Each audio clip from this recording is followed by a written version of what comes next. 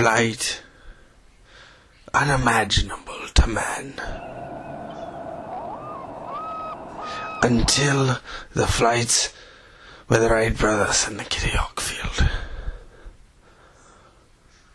Beforehand, man would have to watch the likes of birds flying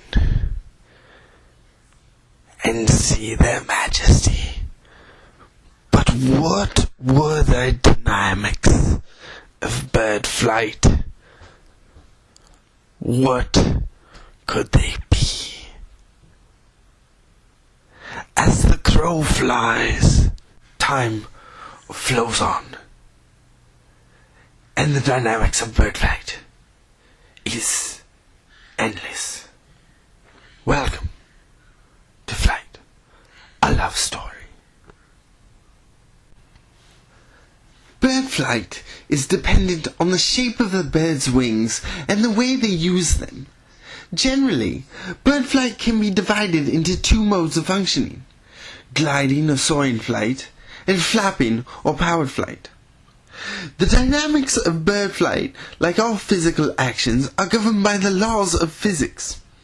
In its simplest expression, flying is a balance between two sets of forces, lift and weight, and thrust and drag. Weight is a result of gravity and is reduced as much as possible in birds. Lift is generated by the flow of air over the wings. Basically, birds' wings are not flat but are shaped like a concave. Air passes over or under the wings as the bird moves forward or as the wind blows. The air that moves over the top of the wing has further to travel to get across the wing. Thus, it speeds up.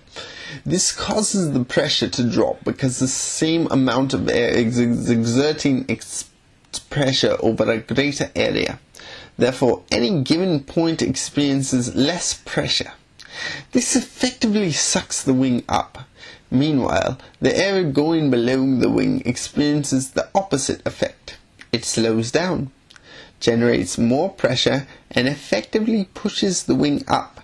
Hence, a bird with air moving over its wings is pulled up from above and pushed up from below.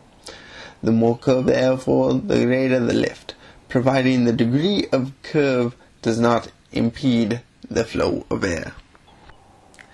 This is not the end of the story though, because the air passing over the wings and the rest of the body creates a drag. This is the resistance the air gives to anything passing through it. The faster you move, the more drag you experience because you come into contact with more air per second. Thirdly, because nature does tend to even things out, the low pressure air on top of the wings represents a sink that the high pressure air under the wings seeks to move towards, a bit like water running downhill. This happens most along the thin trailing edges of the wing and causes a spiraling vortex of disturbance at the wingtip. These spiraling vortices increase drag. Therefore, the most efficient wings are those which supply lift while reducing drag. In practice, this means the crescent-shaped wings of swallows and swifts. Changing the shape of a wing gives it different aerodynamic properties. One way to assess these properties is to measure what is called the aspect ratio. This is the ratio of wing area divided by wing breadth. Long wings are better for gliding, but harder to flap quickly and are therefore not much good at quick acceleration. Another way is to look at flight capabilities, is to look at wing loading. This can show the differences between birds with similar wing shapes but different sizes.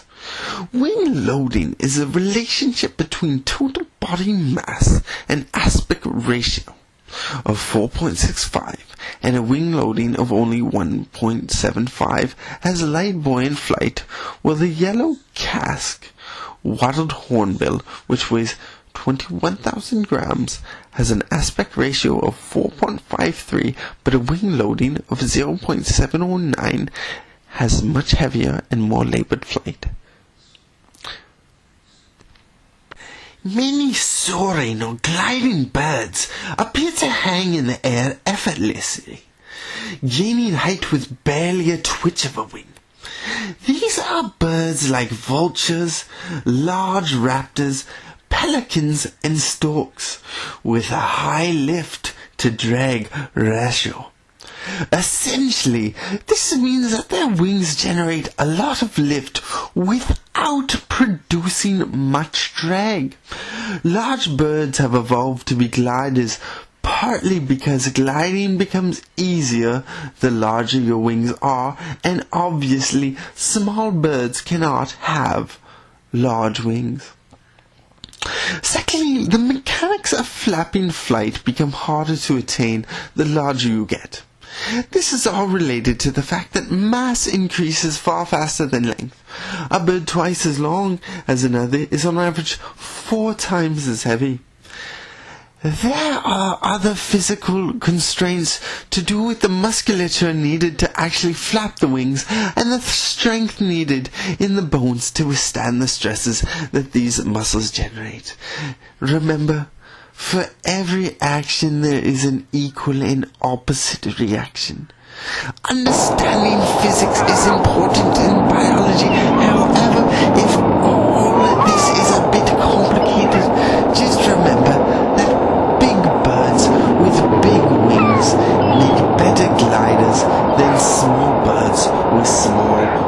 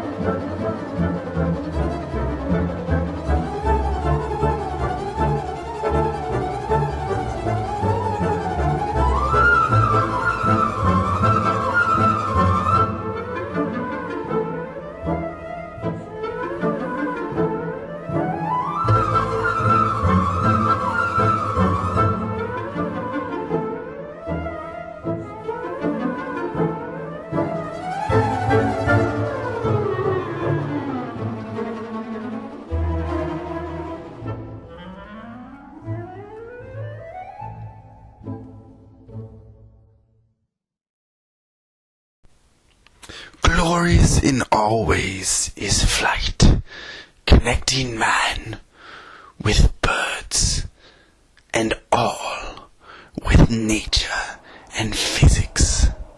Truly the dynamics of bird flight is amazing, but truly bird flight is the most amazing thing ever to grace this earth. I have been Richard Pemberton for CapturingLostFootsteps.com. Thank you for enjoying the first annual Flight Week. Good night.